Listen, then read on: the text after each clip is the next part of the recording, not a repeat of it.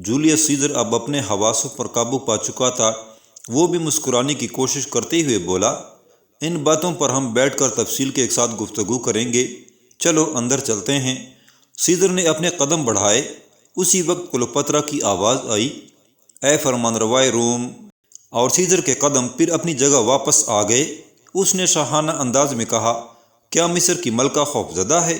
ہرگز نہیں، کلوپترا نے فوراً جواب دیا، میں یہ کہنے پر مجبور ہوں کہ مجھے کل کے آفتاب سے پہلے یہاں سے واپس جانا ہے۔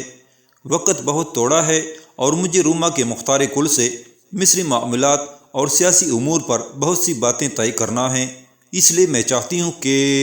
سیزر نے اسے ہاتھ کے اشارے سے روکا، صبر سے کام لو کلوپترا۔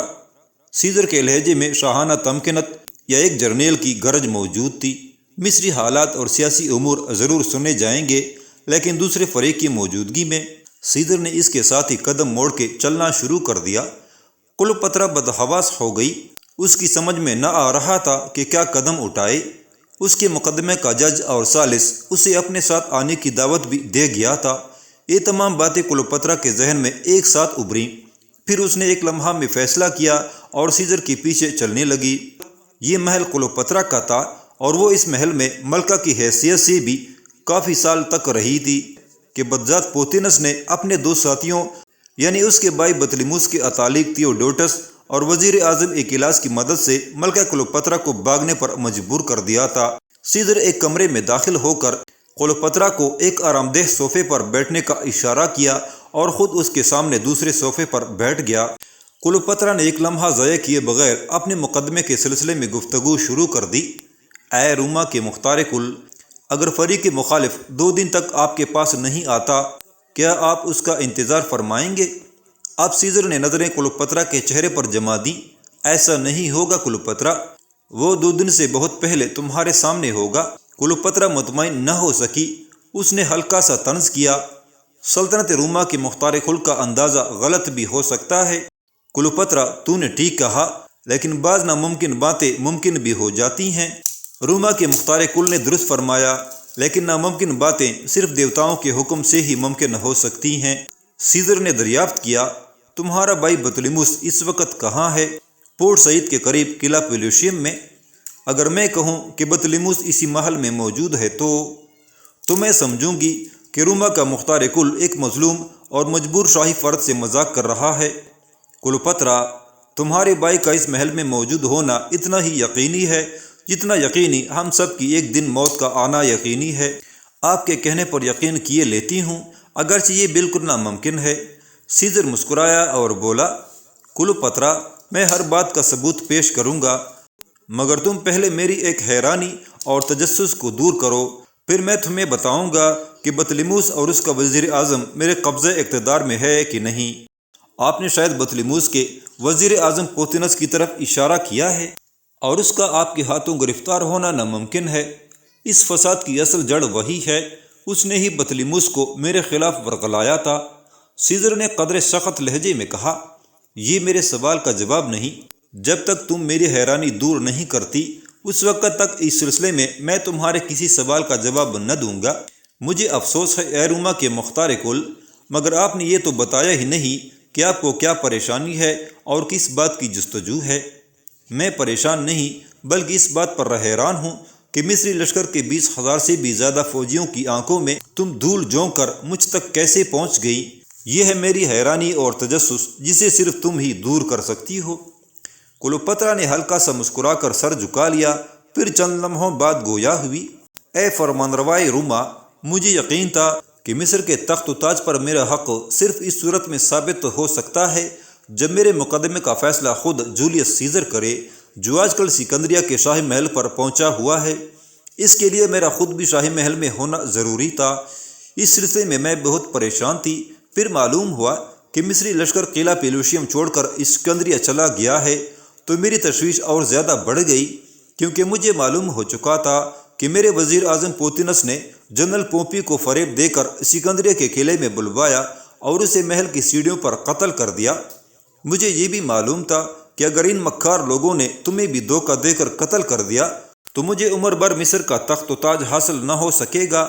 ان باتوں پر غور کرنے کے بعد میں اس نتیجے پر پہنچی کہ مصر تو میرے ہاتھوں سے نکل چکا ہے اور اس کے بعد میرا قتل ہو جانا بھی یقینی ہے، تو پھر کیوں نہ میں وہ آخری قدم اٹھاؤں جس میں کامیابی کی صرف ایک امید جو نظر آتی ہے۔ بس یہ ایک مختصر حال ہے میرے یہاں آنے کا۔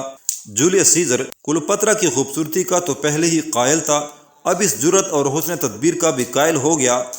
اس نے مسکراتے ہوئے ایک اور سوال کیا، میں تمہارے منصوبے کی داد دیتا ہوں کلوپاترا، اس سلسلہ میں ایک بات اور بتاؤ، پورٹ سعید سے سکندریہ تک تمہیں راستے میں کسی نے پہچانا نہیں، پھر محل کے سامنے بھی تمہیں کسی نے نہیں دیکھا اور نہ کسی قسم کی روک ٹوک کی؟ کلوپاترا نے جواب میں کہا، میرا خیال تھا کہ مصر کے عظیم لشکر نے سکندریہ پہنچ کے یا تو قتل کر دیا ہوگا یا پھر تم اس کی حراست میں ہوگے، اور میں شاہی گارڈ کی سیڑھیوں پر پہنچتے ہی شہزادہ بطلیموس کے ہاتھوں ماری جاؤں گی۔ اگر وہاں سے بچ کے آگے بڑھی تو کسی راہداری میں ضرور قتل کر دی جاؤں گی، مگر میری رفتار کشتی جس میں میں اور میرا وفادار غلام اپالو ڈورس سوار تھے، صحیح و سلامت شاہی محل کے دیوار کے نیچے سمندر کی پرسکون سطح پر آ کر رک گئی۔ اس وقت تیز دھوپ پھیلی ہوئی تھی۔ پھر جب سورج مغرب کی طرف جھکا اور سائے لمبے ہونے لگے تو اس نے خود کو کمبل میں لپٹایا اور اپالو کو حکم دیا کہ وہ مجھے بوری کے اندر ڈال کے اوپر سے رسیاں کس دے اور اس بوری کو اپنے کاندھے پر رکھ کر کسی دروازے سے بھی محل کے اندر داخل ہو جائے۔ سیزر اس کی اس بات پر کہا مار کر ہنس پڑا، جس سے کلوپاترا کی بات کھٹ گئی۔ پرسکون ہونے کے بعد اس نے سوال کیا، بڑی حیرت انگیز کہانی ہے تمہاری، سب سے بڑی بات تو یہ کہ محل کے کسی پہرے دار نے بھی تمہیں نہیں ٹوکا۔ کلوپاترا پھر ہنس پڑی۔ اس نے بتایا، صرف ایک جگہ کسی نے اپالو ڈورس سے پوچھا تھا کہ وہ کہاں جا رہا ہے، اور اس کا جواب اپالو نے یہ دیا تھا کہ وہ اپنے ایک رومی دوست کا بستر پہنچانے آیا ہے۔ میں نہیں جانتی کہ اتنا موزوں جواب فوری طور پر اپالو کے دماغ میں کیسے آیا، میں اس سے ضرور پوچھوں گی۔ سیزر کے لیے یہ دوسری حیران کن بات تھی۔ وہ اس بارے میں سوچ ہی رہا تھا کہ کلوپاترا نے سوال کر دیا، میں نے سلطنت روما کے اقتدار اعلیٰ اور مختار کل کا تجسس دور کر دیا۔ چونکہ وقت کم ہے اور میں اپنی حق کا فیصلہ چاہتی ہوں، بہتر ہوگا کہ آپ… اور پھر کلوپاترا نے بات روک کر ایسی بھرپور نظروں سے دیکھا کہ جولیس سیزر جیسا تجربہ کار اور جہاندیدہ انسان بھی تڑپ کے رہ گیا۔ 50 سال سے اوپر ہونے کے باوجود جولیس سیزر کے چہرے سے ایک شاہانہ جلال اور تمکنت ٹپکتی تھی، اس لیے سیزر نے خود کو سنبھالا۔ پھر کلوپاترا کی بھرپور نظروں کا وار اپنی بھرپور نظروں پر روکا۔ دونوں نظریں الجھیں تو پھر الجھی ہی رہ گئیں۔ سوال و جواب اور نامہ و پیام ہونے لگے۔ اس میں کچھ دیر لگی۔ آخر سیزر نے سنبھل کے کہا، کلوپاترا، تمہارے بھائی کا لشکر محل کے گرد موجود ہے، مگر تمہارا بھائی بطلیموس اور اس کا چالاک چوہا پوتینس دونوں اس محل میں قید ہیں۔ اطمینان رکھو، کل صبح تمہارا فیصلہ ہو جائے گا۔ میں نے تمہارے والد مرحوم کی وصیت کے بارے میں شہزادہ بطلیموس سے کھل کر گفتگو کی تھی۔ تمہارے بھائی کے بجائے اس کے چالاک چوہے نے یہ جواب دیا تھا کہ وصیت نامے کی خلاف ورزی شہزادے نے نہیں بلکہ تم نے کی ہے، کیونکہ تم نے شادی سے انکار کیا ہے۔ یہ غلط ہے، سراسر جھوٹ ہے۔ کلوپاترا چیخ پڑی، میں نے شادی سے نہ اس وقت انکار کیا تھا اور نہ اب انکاری ہوں۔ غصے سے کلوپاترا کا چہرہ لال ببو کا ہو گیا تھا۔ جیسا کہ پہلے کہا گیا ہے کہ کلوپاترا کا پیکر دست قدرت نے ایسا خوبصورت تراشا تھا کہ دیکھنے والے کی اس پر نظر نہ ٹھہرتی تھی، مگر اس وقت غصہ میں وہ کچھ زیادہ ہی طرحدار اور حسین ہو گئی تھی۔ سیزر نے اسے ہلکے سے چھیڑا، کلوپاترا، تم غصے میں زیادہ خوبصورت لگتی ہو۔ کہاں تو کلوپاترا کا چہرہ سرخ اور ہونٹ تھرا رہے تھے، مگر جب سیزر نے اسے اس انداز سے چھیڑا تو وہ یکدم چوئی موئی کی طرح سمٹ گئی، شرما گئی اور اس کی نظریں نیچے ہو گئیں۔ آپ نے میری بات کاٹ دی، میں بہت ضروری بات بتا رہی تھی آپ کو۔ تمہیں کچھ بتانے کی ضرورت بھی نہیں ہے، سیزر نے ایک عالم بے خودی میں جواب دیا۔ جب تک میں پورا حال بیان نہیں کروں گی آپ فیصلہ کر سکیں گے۔ کلوپاترا اصل حالات بیان کر کے سیزر کو متاثر کرنے کے علاوہ اپنے دل کا بوجھ بھی ہلکا کرنا چاہتی تھی۔ ضرورت تو نہیں ہے، سیزر نے کہا، اگر تم کہنا ہی چاہتی ہو تو ضرور کہو، مگر تمہارے چہرے کا وہی رنگ رہنا چاہیے جو چند لمحے طاری تھا۔ کلوپاترا نے گلا صاف کیا اور بولی، میں کہہ رہی تھی کہ میں نے شادی سے کسی وقت بھی انکار نہیں کیا، میرے والد کو انتقال کیے 3 سال ہوئے ہیں۔ ان کے بعد مجھے باقاعدہ مصر کا بادشاہ بنایا گیا اور میں نے 2 سال تک بڑے سکون سے حکمرانی کی۔ شادی کے معاملے میں کوئی جھگڑا نہ تھا، میں نے شادی کی اجازت دے دی تھی اور شادی کی 1-2 رسمیں بھی ہوئی تھیں، لیکن پھر اس ذلیل پوتنس اور بطلیموس کے استاد نے ایسا چکر چلایا کہ میرا ناک میں دم ہو گیا۔ پھر ان دونوں نے مصری فوج کے سپہ سالار ایکیلاس کو بھی اپنے سازش میں شریک کر لیا اور پھر بس بھی کرو کلوپترا، جولیس سیزر نے پھر اس کی بات کاٹ دی۔ مجھے معلوم ہے کہ تم جان بچا کے شام کی طرف چلی گئی تھی، وہاں سے فوج لے کے آئی ہو اور اب ہر طرح شہزادہ بطلیموس سے مصر کا تخت و تاج حاصل کرنا چاہتی ہو۔ چاہتی تو یہی ہوں، کلوپترا نے ٹھنڈی سانس بھر کے کہا، مگر مصر کا تخت و تاج بغیر آپ کے فیصلے کے مجھے نہیں مل سکتا۔ پھر کلوپترا نے ایسی التجا بری نظر سے جولیس سیزر کو دیکھا کہ وہ اپنے حواس میں نہ رہ سکا اور بول پڑا، کلوپترا، مصر کا تخت تمہارا تھا اور تمہیں ضرور ملے گا۔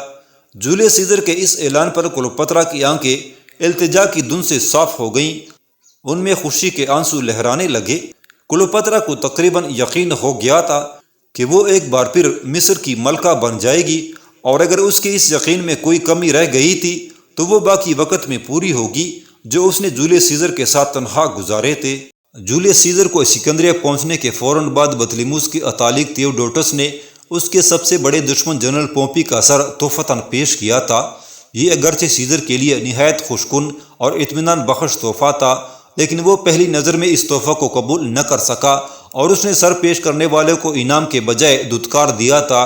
وہ غریب نہ معلوم کن کن امیدوں کو لے کر سیزر کے پاس گیا تھا، مگر سیزر کے اس تحقیر آمیز اور نفرت انگیز رویے سے اس قدر دل برداشتہ ہوا کہ اس نے دنیا ہی چھوڑ دی اور معلوم نہیں کہ کس گوشہ میں جا کے چھپ گیا۔ ظاہر ہے سیزر کا اسکندریہ آنے کا مقصد اپنے دشمن پومپی کا خاتمہ کرنا یا کم از کم اسے اس قدر بدحال کر دینا تھا کہ وہ پھر فوجیں اکٹھے کر کے اس کے مقابلے پر نہ آ سکے۔